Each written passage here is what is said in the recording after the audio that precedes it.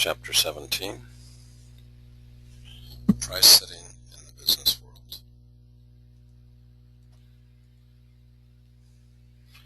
In this lecture we will discuss how most wholesalers and retailers set their prices by using markups, understand why turnover is so important in pricing, the advantages and disadvantages of average cost pricing, understand how to use break-even analysis to evaluate possible prices, understand the advantages of marginal analysis and how to use it for price setting,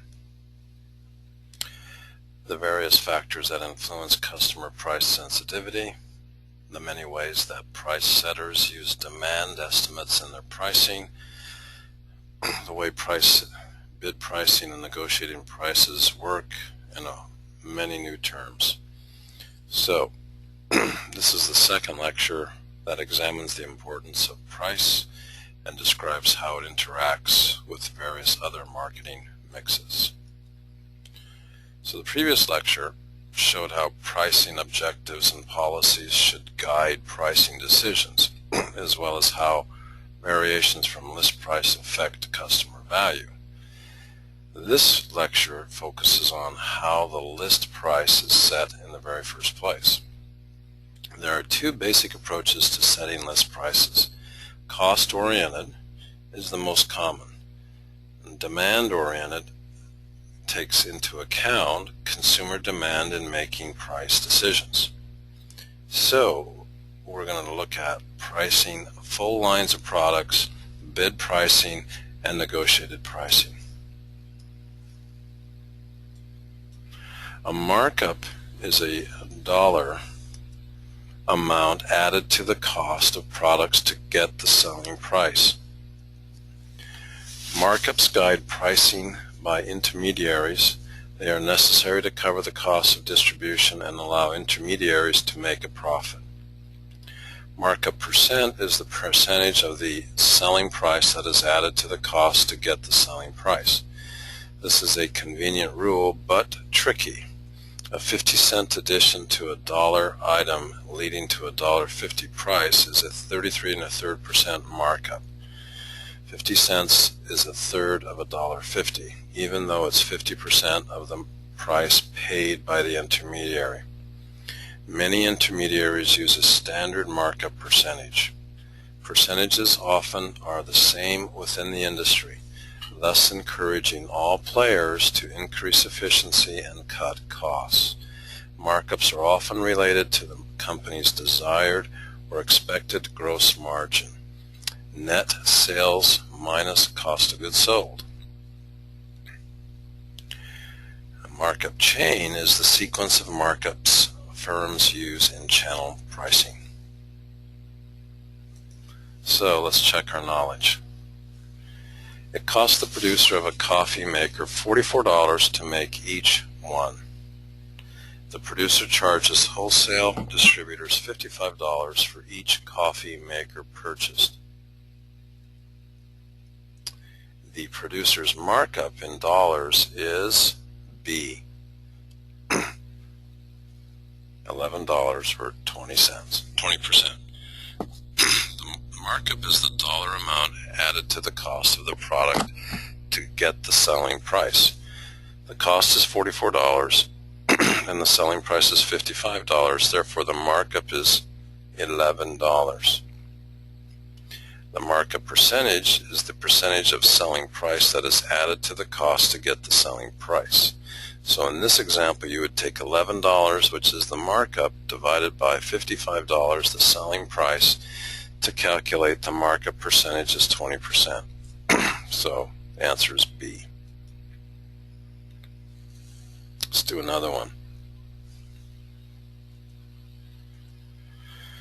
A clothing retailer charged $300 for a man's suit after getting it from the wholesaler for $150. The retailer's markup percentage is D, 50%. The markup percentage is the percentage of the selling price that is added to the cost to get the selling price.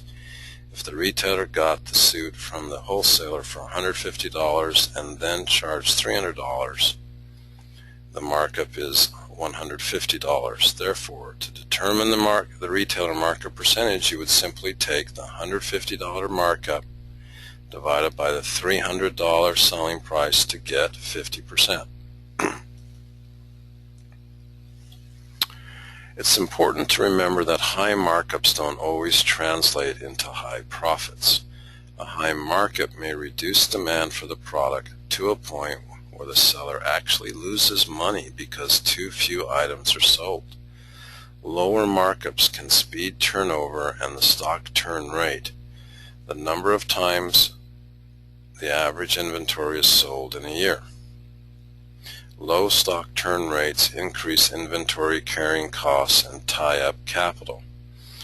Here we see BIC, featured in this ad, is an example of a product that relies on intensive distribution and sells in larger volumes, offering retailers smaller markups. So, mass merchandisers run in fast company. They recognize the importance of stock turn rates and adjust their markets. Faster moving items have lower markups, while slower moving items have higher ones. Where does the markup chain start? The firm that brands a product is usually one that sets its basic price list.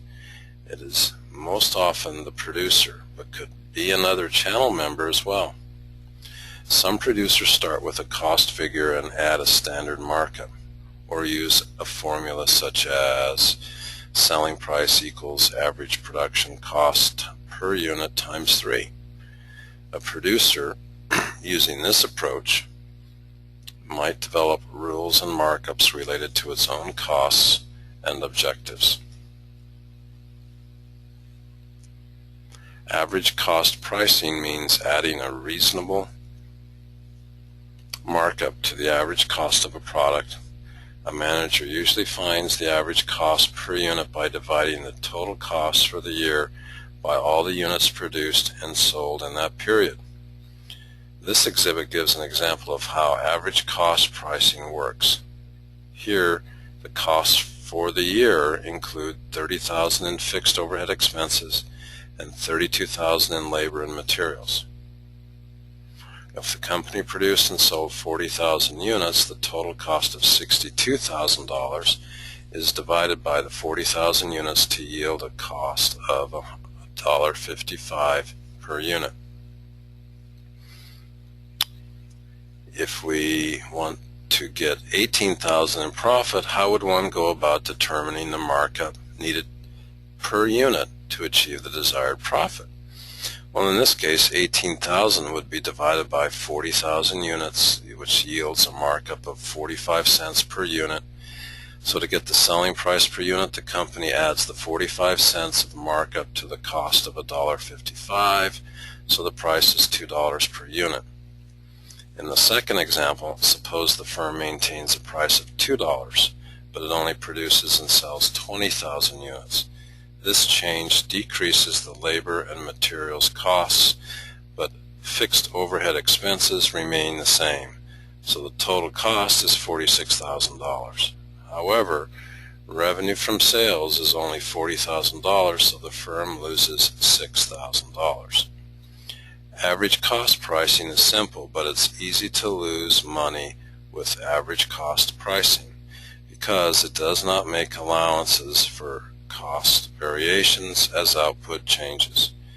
Average cost tends to go down as output increases due to economies of scale, but average cost pricing doesn't consider this change.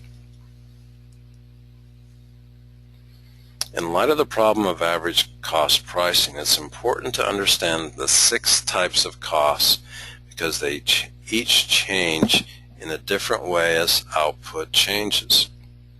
There are 3 kinds of total cost.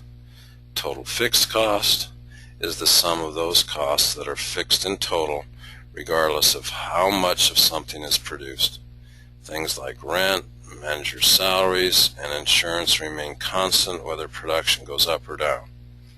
Total variable cost is the sum of expenses that change with the level of output. Variable costs include things like hourly wages, the cost of materials, packaging, shipping, and sales commissions. Total cost is the sum of total fixed and total variable costs. There are three kinds of average costs. Average cost per unit is obtained by dividing total cost by the related quantity. Average fixed cost per unit is obtained by dividing total fixed costs by the related quantity. Average variable cost per unit is obtained by dividing total variable costs by the related quantity.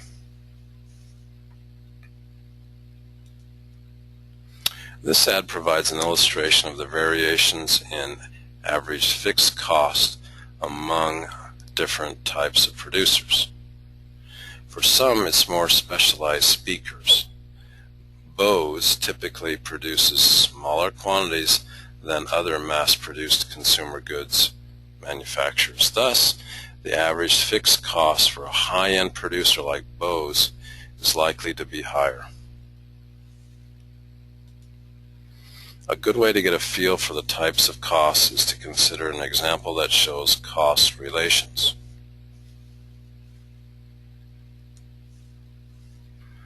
On the left side of the diagram here, note that the first column, the costs correspond to increasing output quantities from no units produced to 100,000 units produced.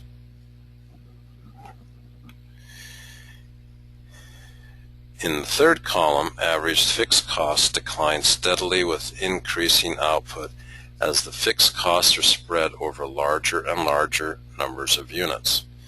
In the fourth column, average variable costs per unit remain constant, but in the fifth and sixth columns, total variable costs increase, thus increasing total cost. In the last column, average cost decreases, but by progressively smaller amounts. In stable situations, average cost pricing may yield profits, but not necessarily maximum profits.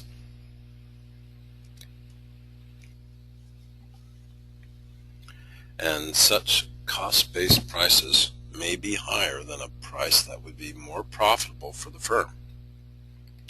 Ignoring demand is a major weakness of average cost pricing. It's even riskier when demand conditions are changing. Moreover, marketers should not ignore competitors' costs because a lower cost provider may offer lower prices and still be able to make a profit.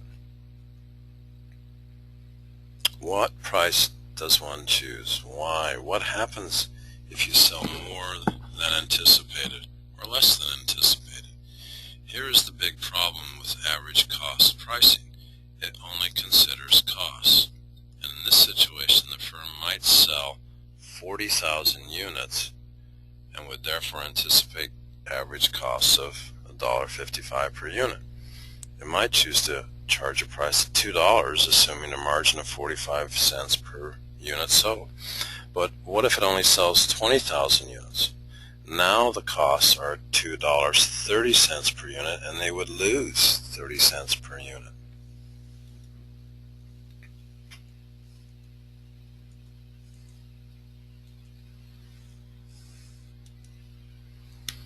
So here we see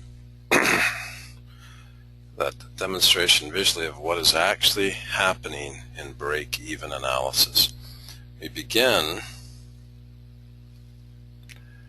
with a price that is received for each unit. Part of each sale goes towards paying variable costs, and then the rest goes towards paying off the fixed costs. One unit sold pays off part of the fixed costs.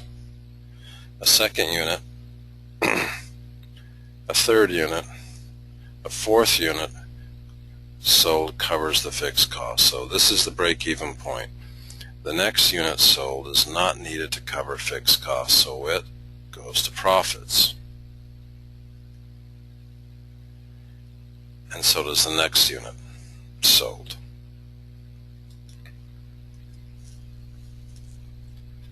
So it might help to understand break-even analysis if we walk through a simple example. So let's look at a lemonade stand selling cups of lemonade for $1.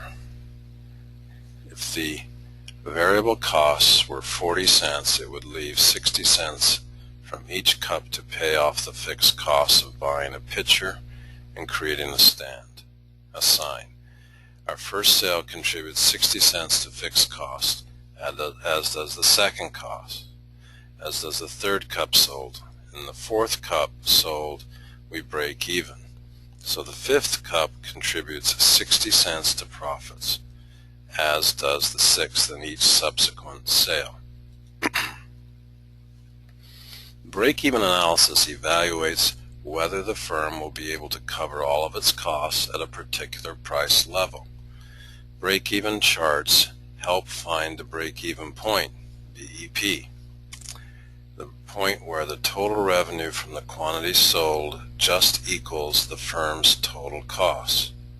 How does one compute a break-even point? The first thing to determine is the fixed cost, FC, contribution per unit. The assumed selling price per unit minus the variable cost per unit. To find the break-even point in units, divide the total fixed cost, TFC, by the contribution per unit. Here's an example. If the selling price per unit is $1.20 and the variable cost per unit is 80 cents, what is the fixed cost contribution per unit? If the total fixed costs are $30,000, what is the break-even point in units? The break-even point can be stated in dollars too. Multiplying the break-even point in units times the selling price per unit yields the break-even point in dollars. Each possible price has its own break-even point. Thus, break-even analysis allows the marketing manager to compare the ramifications of different prices on the break-even point. A target profit can also be included in computing the break-even point. The desired profit is added to the total fixed costs. Break-even analysis shows the effect of cutting costs in relation to increasing profits.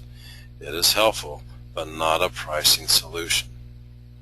Break-even analysis is a cost-oriented tool, not a demand-oriented one. Managers usually face downward sloping demand curves, and break-even analysis does not factor in the effect of price on demand.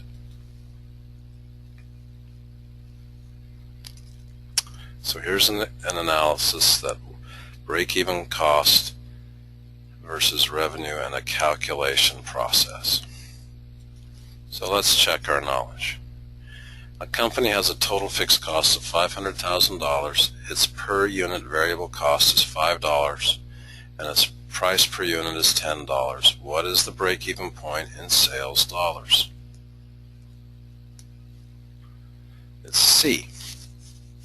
The break-even point in units is calculated as follows. Break-even point in units is the total fixed cost divided fixed cost contribution per unit. So $500,000 divided by $5 yields a result of 100,000 units. So to determine the break-even point in sales dollars, we simply multiply the break-even point in units by the sales price. So here we have 100,000 units times 10,000 times $10 of selling price yields a break-even point in sales dollars of $1 million. Marginal analysis focuses on the changes in total revenue and cost from selling one more unit. Marginal analysis helps find the right price that maximizes profit. It is especially important when demand curves slope downward.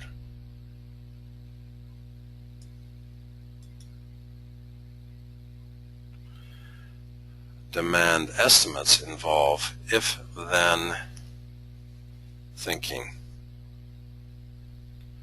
Managers must estimate the quantity that will be sold at different prices. The demand curve is the graph of all the price to quantity combinations. The price multiplied by the quantity sold is the total revenue generated at each price quantity combination, as shown in the first three columns. From the left, now quantity. For each price level, managers estimate the quantity that they will sell. In this slide, we can see that as the price falls, management estimates greater sales. Total revenue is the next column, reveals total revenue, which is simply each row's quantity sold multiplied by the price. And after we have determined the revenue, we need to move next to calculating costs, which will vary by each quantity sold. So let's take an example. As quantity increases from 3 units to 4 units, what is the change in revenue? At what quantity are revenues maximized? What happens to revenue when the price goes from $85 to $75? Why does this happen? So variable costs. So in this case, the variable costs are $60 per unit. Consequently, the variable costs increase as we sell more. Fixed costs do not change over this range of sales. They remain at $200. Total costs are then calculated at each quantity sold.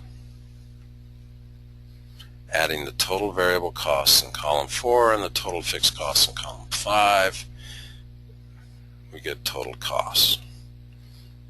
Now, looking at this chart, what happens to the total variable costs and the total costs as quantity increases? Well, let's look at the profit. Finally, profit can be determined by subtracting the total costs in column 6 from the total revenue in column 3. We typically seek to maximize our profit. So in this case, a price of $115 creates the highest profit level of $130.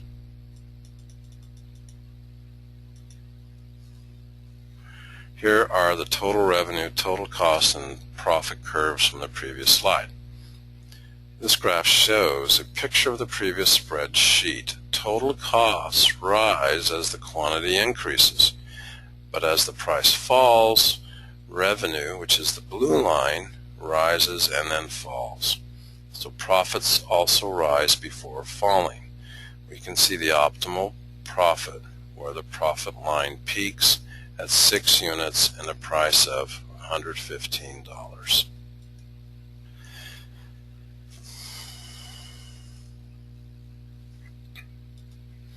In order to estimate demand, marketers need to know how to calculate a customer's price sensitivity. Asking a series of questions may help. Are there substitute ways of meeting a need? If there are, the customer is more price sensitive. Is it easy to compare prices? If so, the ease of comparison tends to increase price sensitivity. Who pays the bill? People are less price sensitive if someone else pays or if they share the cost with someone else.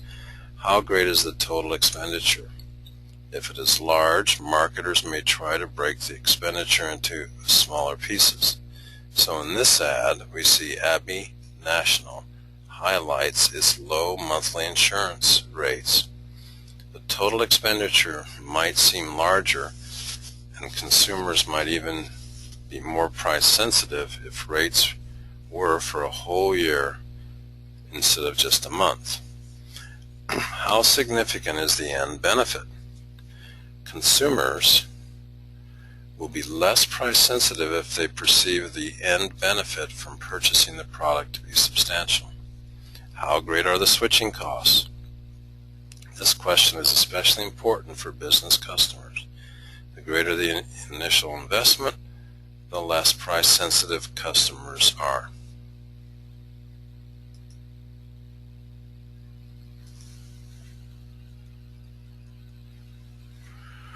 Many other demand-oriented policies affect consumers' reactions to price. Some key issues involve, for business markets, value in use pricing sets prices at something less than the total savings the customer will receive from switching to the new product. The key is, how much will the customer save? Marketers must support their cost claims. Auctions show that a customer will pay. Their use has increased due to the development of online auctions. This growth should continue in the future. Some sellers use sequential price reductions. The seller starts with a relatively high price and sells as much of the product as possible, but plans on a series of step-by-step price reductions until it sells out. Some customers may have reference prices, what they expect to pay for a product. If a firm's price is lower than the reference price, it can enhance the value perception and increase demand. Leader pricing prices some products very low to attract customers into the retail store in hopes that they will buy other full-price items on the same trip. Bait pricing sets some prices very low, but those products are strongly demarketed once the customer is in the store. The person offers a product that is a steal, but only sells it under protest as he or she tries to steer customers to more expensive items. There is no intent to sell large quantities of the bait item. What is bait pricing unethical? In some cases, the Federal Trade Commission has held that the bait pricing practices are illegal if they are deceptive or dishonest. So let's check our knowledge. The store advertised a special sale on new commercial quality sewing machines and offered an exceptionally low price. Jasmine Tetrault, who loves to sew, went to the store to purchase one of the machines. When she got there, the salesperson used high-pressure tactics to try and get her to buy a higher-priced model. When Jasmine insisted on looking at the advertised machine, the salesperson said that the advertised machine was not in stock. Jasmine left the store, concluding that the store was engaged in bait pricing. Bait pricing is setting some very low prices to attract customers, but trying to sell more expensive models or brands once the customer is in the store. The sewing machine example is a good example.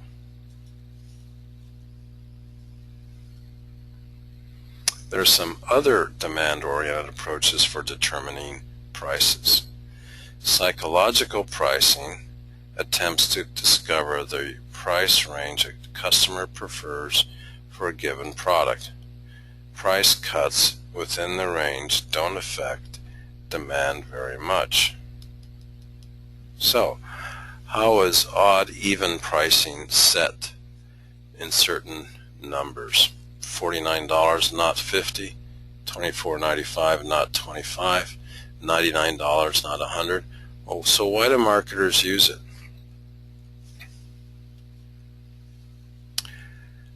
Price lining sets a few price levels for a product line and then marks all items at these prices. So a few prices cover the field.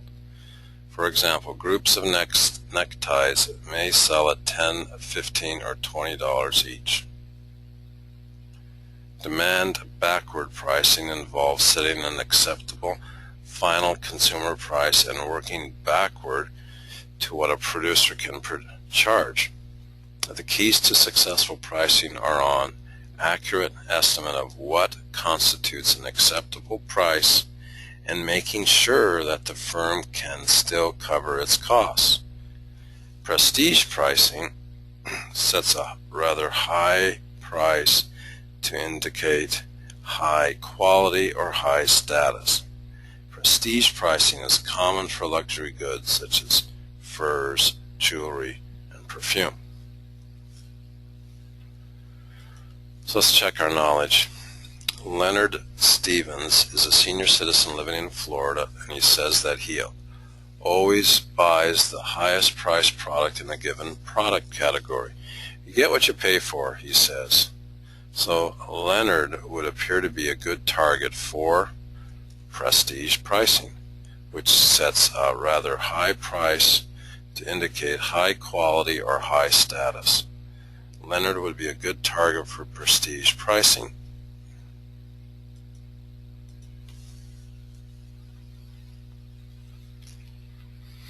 Because most marketing managers are responsible for more than one product, it is important to understand how a full line of products is priced as part of the firm's overall competitive strategy plan. Full line pricing is setting prices for a whole line of products. It may be market or firm oriented. In market oriented pricing, the firm makes a line of products that are all aimed at the same general target market. The differences in price should reasonably reflect the differences in the features for each version of the product. In firm-oriented pricing, the firm makes a line of products where each product serves an entirely different target market, so there doesn't have to be any relation between the various prices. Costs are complicated in full line pricing. The marketing manager must try to recover all costs on the whole line. However, estimating costs for each product is a challenge because there is no single right way to assign the company's fixed costs to each product in the line. Managers must also consider the demand for each product in the line. Complementary product pricing means setting prices on several products as a group to increase sales for the group as a whole. One product may be priced very low so that profits from another product will increase.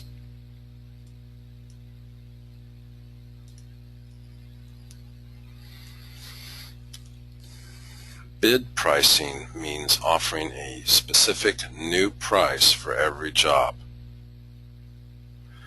rather than setting a price for all customers. This can be as simple as setting the lowest acceptable selling price, as in the case in a reverse auction online, or it could be much more complicated, as when a contractor bids on many different projects. Cost estimation is the biggest challenge in bid pricing. In spite of this challenge, sellers must be equipped to respond quickly to invitations to bid. Usually these bids are based on the buyer's specifications for the products or the service. There are ethical issues in cost-plus bid pricing, such as overinflation of cost figures by sellers. Given that there will likely be other competitors for any given bid, sellers need to give considerable thought to the overhead and profit figures they add to the cost of the project, because they may have a significant impact on how bids compare to each other. So demand must be considered as well as cost in submitting bids. Sometimes bids are negotiated. Sellers whose initial bids are attractive may move to additional rounds of negotiation to arrive at a final price. Other times, the lowest bid is acceptable. The negotiated price is the price resulting from bargaining between the buyer and the seller, and focuses on what a specific customer will pay. All the marketing mix variables may be negotiated, not just the price. So now you're able to understand how most wholesalers and retailers set their prices by using markups, why turnover is so important in pricing, the advantages and disadvantages of average cost pricing, how to use break-even analysis to evaluate possible prices, and the advantages of marginal analysis and how to use it for price setting. Also, you should understand by now the various factors that influence customer price sensitivity, the many ways that price setters use demand estimates in their pricing, how bid pricing and negotiated prices work, and many new terms.